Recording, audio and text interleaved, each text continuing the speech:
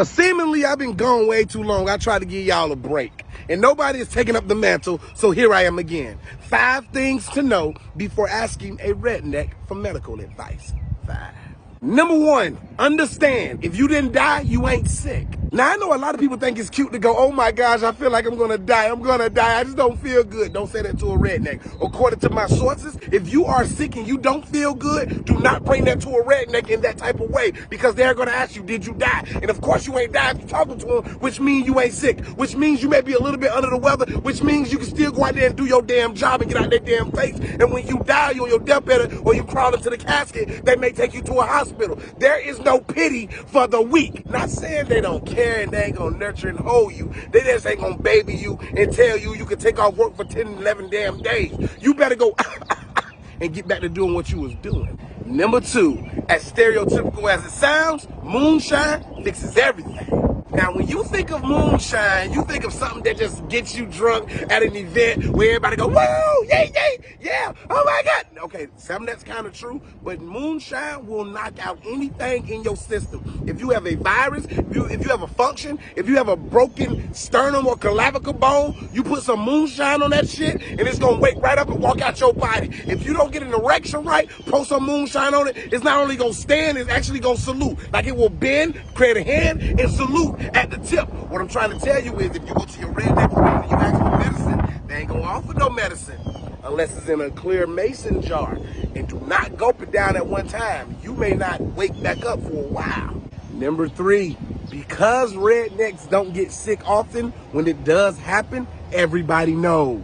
Now, every redneck family, there's an old ass uncle and there's an old grandma. And if somebody young gets sick, they gonna sit and they gonna gossip about you and they gonna try to figure out what you do to get yourself sick, because no matter what, it couldn't have been nobody else's fault because you went out there and you got sick on your own. I was talking to one of my guys, right? And I was like, so what do they say to you when you get sick? They say they don't say nothing to you. They call everybody around and they try to figure out how you got yourself sick. I said, what if you was in a situation where you went to work one day and everybody was coughing around you and now you got the flu? They gonna say it's your fault for allowing your body to get the flu because you should be stronger than any flu that enters your body. That's why I ain't gonna say that because I don't want to make this video political. What I'm saying is, if you get sick, prepare to be gossiped about because it's your fault you get sick and got sick and it's nobody else's fault. These are facts.